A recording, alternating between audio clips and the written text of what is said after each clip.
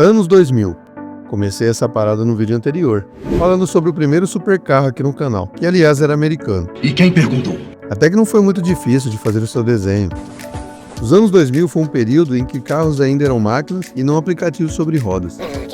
Uma época em que a Ferrari vivia um raro equilíbrio entre tradição mecânica e o início da eletrônica moderna.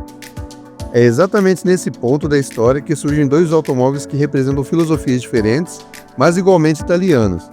O Ferrari 360 e o Ferrari 575M Maranello. Hoje, o vídeo é sobre essas duas máquinas. Não apenas sobre potência ou velocidade, mas sobre história, suas escolhas de engenharia, seus detalhes visuais, suas qualidades, seus defeitos e principalmente sobre como eles envelheceram. Porque Ferrari não é feita apenas para impressionar em seu lançamento, ela é feita para ser lembrada. Vocês são muito bem-vindos ao canal Saber Inovador. Por favor, não esqueçam de deixarem aquele likezinho maroto para fortalecer o canal e confiram suas inscrições. Sem mais delongas, que desça a vinheta.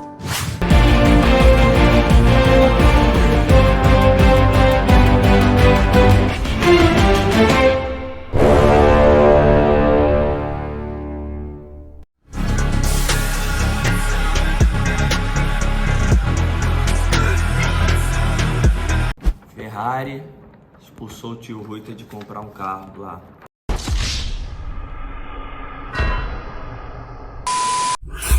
Antes de começar, é interessante lembrar que o Ferrari 360 surgiu em 99, mas é nos anos 2000 que ele realmente se consolida com as versões 360 Spider e a 360 Challenge Stradale.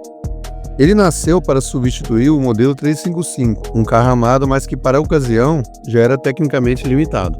Tô cansado, velho. Entre 1995 e 97, a Ferrari instruiu sua colaboradora de longa data, a Pininfarina, a renomada casa de design e engenharia italiana, a desenvolver uma forma totalmente nova para se adequar a um chassi de alumínio com estrutura espacial completamente novo e para marcar o início de um novo milênio. A grande revolução do 360 não está apenas no visual mais limpo e moderno, mas na estrutura. Pela primeira vez, a Ferrari abandona o chassi de aço e adota o chassi tubular 28% mais leve, totalmente construído em alumínio, resultado da parceria com a empresa americana Alcoa. Isso trouxe rigidez estrutural, uma base muito mais precisa para a suspensão independente e dirigibilidade, e ajudou o carro a manter um peso de 1.350 kg. Sob a direção de Lorenzo Ramacciotti, chefe de estúdio de design da Pininfarina, a equipe produziu uma carroceria curvilínea e aerodinamicamente eficiente. O projeto da Ferrari exigia uma carroceria que integrasse perfeitamente ao novo chassi e melhorasse o downforce, sem aumentar o arrasto. No vídeo passado eu expliquei o que seria o downforce. Agora, o arrasto seria a força ou resistência oposta ao sentido do carro, durante seu movimento. Seria uma força para retardar a sua velocidade. Agora eu entendi! Agora eu saquei! A Ferrari queria melhorar o downforce, com o cuidado de não aumentar a resistência do ar sobre o carro. A equipe de Ramacciotti, na Pininfarina, começou explorando diversos modelos em argila, em tamanho real, durante os anos de 96 a 97. Giuseppe Randazzo, chefe do escritório técnico de estilo da Pininfarina, lembrou que o 360 foi o primeiro Ferrari a ser totalmente desenvolvido usando modelagem assistida por computador. Seu departamento utilizou ferramentas digitais para refinar superfícies antes de fresar os modelos de argila e em seguida retornou ao CAD para ajustes finais. O nome 360 não é poético e nem aleatório. Ele se refere diretamente ao motor V8 de 3.6 litros, montado em posição central traseira longitudinal. Um motor aspirado que sobe de giro com vontade. Entrega cerca de 400 cavalos de potência com um torque de 373 Nm. O carro atingia a velocidade máxima de 300 km por hora e uma aceleração de 0 a 100 em 4.3 segundos. O famoso motor F1310-00, especificamente fabricado para a série 360, em configuração V8 a 90 graus, que com certeza influenciava no seu berro singular e afinado. Com duplo comando de válvulas, sendo 5 válvulas por cilindro, o carro tinha 40 válvulas. Não é à toa os seus 95 litros de capacidade do tanque. Deveria dar conta do recado. Nossa! O primeiro modelo do 360 a ser produzido foi a versão Modena, nomeada em homenagem à cidade de Modena, local de nascimento de Enzo Ferrari. As opções de transmissão eram a caixa manual de 6 velocidades ou a famosa transmissão manual automatizada, F1, com acionamento eletrohidráulico e caixa de câmbio fabricada pela Graziano Trasmissione.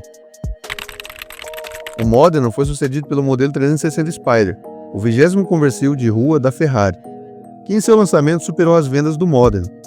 Com exceção do peso, as especificações do Spider eram praticamente idênticas ao seu irmão mais velho, inclusive as cores.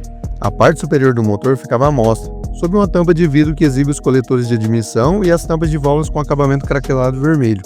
Na versão conversível, tinha um compartimento para recolher a capota elétrica. O interior em couro macio, com bancos esportivos, painel quase inteiramente analógico e acabamentos em alumínio, que é típico de um Ferrari daquela época. A dianteira do 360 é caracterizada por duas amplas aberturas do radiador que flanqueiam uma seção central elevada.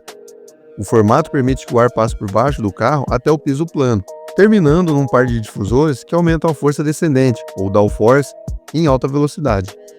Saias com entrada de ar nas laterais, coberturas transparentes nos faróis, que eliminaram a penalidade de arrasto e o peso das unidades camuteáveis, rodas de aro 18 e, para finalizar, uma traseira com lanternas e escapes duplos de cada lado. O emblemático cavalinho define a obra de arte.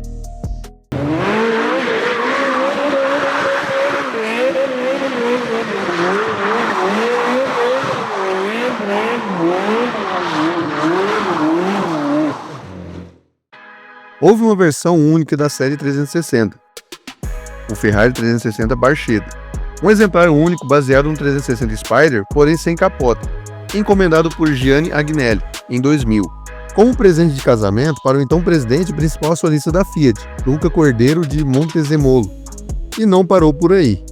Inspirado nas pistas, o Ferrari 360 Challenge Stradale é um modelo que sucedeu o conceito do F355 Fiorano, também focado em desempenho em pistas. Os engenheiros da Ferrari projetaram o carro desde o início com o objetivo de 20% de uso em track days e 80% em vias públicas. O Challenge Stradale possui 25 cavalos de potência a mais que o Modena padrão, e no total é até 110 kg mais leve, se todos os opcionais de redução de peso forem escolhidos. Já o Ferrari 575 Maranello segue um caminho diferente, claro, inclusive de potência superior e ronco mais calmo.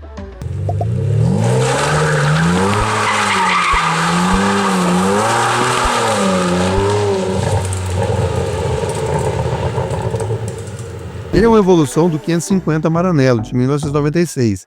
Ambos esses modelos foram desenvolvidos pelo mesmo estúdio de design e sob a supervisão do mesmo responsável pelo visual do 360, Lorenzo Ramaciotti. O número do modelo 575 refere-se à cilindrada total do motor, enquanto o M é uma abreviação de Modificata.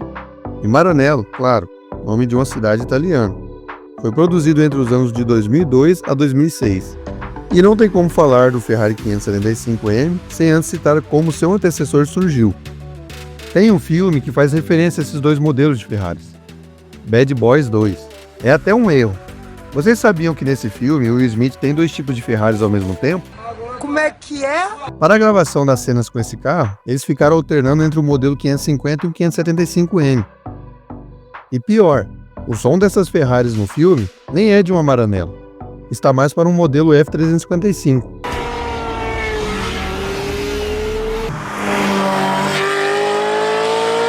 Que merda, hein? Após 30 meses de desenvolvimento, o Ferrari 550 Maranello foi apresentado em julho de 96. A Pininfarina foi responsável pelo design exterior e interior. O 550 utilizava um layout de motor dianteiro e tração traseira com transmissão transaxle, com a caixa de câmbio de 6 velocidades localizada no eixo traseiro, juntamente com o diferencial de deslizamento limitado. Seu chassi era uma estrutura espacial tubular de aço, a qual os painéis da carroceria de alumínio eram soldados. A suspensão independente era do tipo duplo triângulo com unidades coaxiais de mola helicordal e amortecedores nas 4 rodas, bases estabilizadoras dianteiras e traseiras e freios a discos ventilados. Possuía sistemas eletrônicos de assistência ao condutor com controle de tração, que podia ser ajustado em 2 níveis ou desligado completamente, e sistemas de freios anti-bloqueio de 4 vias. Essas características foram transferidas para o Ferrari 575M, que agora falarei sobre as suas características principais. As atualizações em relação ao 550 incluíram um interior redesenhado, bem como uma série de melhorias mecânicas, como discos de freios maiores, um motor maior e mais potente, melhor distribuição de peso, aerodinâmica e dinâmica dos fluidos refinadas, juntamente com a configuração de suspensão adaptativa. As 4 suspensões independentes agora também eram controladas pela caixa de câmbio, para minimizar a inclinação durante o tempo de troca de marcha. Com um motor de 5.7 litros, o F133, dianteiro na posição longitudinal, configurado com 12 cilindros em V a 65 graus, com sistema de cárter seco e duplo comando de válvulas, era alimentado com injeção eletrônica Bosch Motronic, com 4 válvulas por cilindro.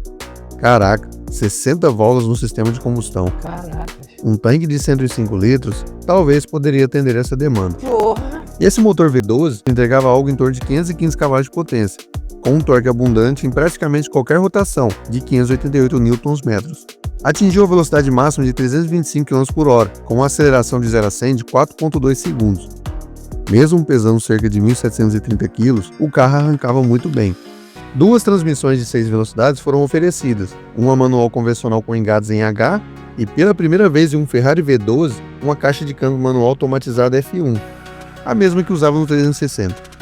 O visual externo do Ferrari 575M Maranello era muito parecido com o 550. Poucas alterações foram feitas na dianteira e traseira do carro.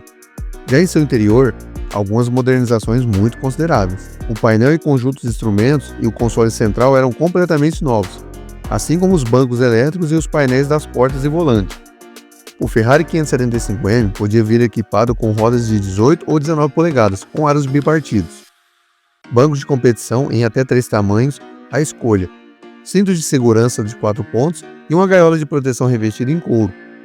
Além dessas configurações opcionais, a Ferrari também seguiu desenvolvendo algumas versões especiais e bem emblemáticas desse modelo. A empresa lançou o pacote de desempenho GTC e uma versão chamada Super América, uma edição limitada de 559 unidades com potência de 540 cavalos. Apresentado em 2005, o Ferrari Super América é uma versão conversível do 575M Maranello. Ele apresentava um teto de vidro que girava a 180 graus na traseira, ficando plano sobre o porta-malas, levando cerca de 60 segundos para fazer toda a operação do mecanismo. Existiu ainda um exemplar especial do 575M, que foi construído pela Zagato, para o colecionador japonês de Ferraris, Yoshiyuki Hayashi, e anunciado no Salão de Automóveis de Genebra em 2006. Projetado para evocar o 250 GT Berlinetta Zagato e comemorar o 50º aniversário da gama 250, o GTZ foi oficialmente aprovado pela Ferrari, e inclui a linha de teto de dupla bolha, marca registrada da Zagato. E assim como o Ferrari 360, o 575M Maranello também possui versões de pistas. A versão 575 GTC vinha com edições de fibra de carbono e janelas de Lexan. O carro também teve uma redução de mais de 500 kg e um aumento de potência. O GTC gerava 608 cavalos de potência a um torque de 730 Nm e atingia a velocidade máxima de 335 km por hora. Pode-se resumir que essas duas filosofias de carro são bem diferentes, o Ferrari 360 com suas versões Modena, Spider e o Challenge Stradale, em comparação da filosofia do 575M Maranello. São dois conceitos diferentes, mas com a mesma intenção, de inovar a experiência de seus donos e mostrar que a engenharia da Ferrari acompanhava os avanços da tecnologia.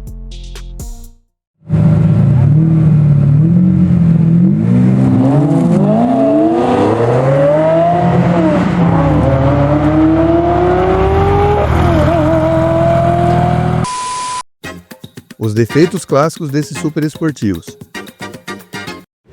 Por incrível que pareça, os defeitos desses dois conceitos de carro são muito semelhantes.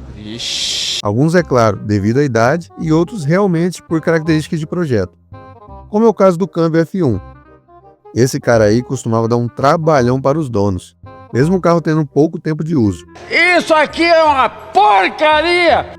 Outros pontos já considerados fatores de desgastes são vazamentos de fluidos por mangueiras que se ressecam, componentes de suspensão que se desgastam com poucos quilômetros de rodagem e a parte eletrônica. Ah, essa aí com certeza fica muito cara, caso você arrisque comprar um desses modelos sem conhecer o histórico de manutenção do carro. Comprou porque quis, não tem garantia, é tomar sua culpa.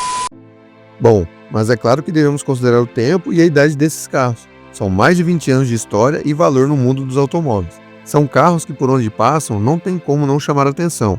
Parece que quanto mais velho, mais atraente. E esses são os desenhos que fiz desses modelos. O Ferrari 360 Modena e o Ferrari 575M Maranello. Por favor, não esqueçam de deixar aquele likezinho maroto para fortalecer o canal e confiram as suas inscrições. Comentários sempre são bem-vindos. Eu estou indo nessa, fiquem com Deus e até breve. Valeu!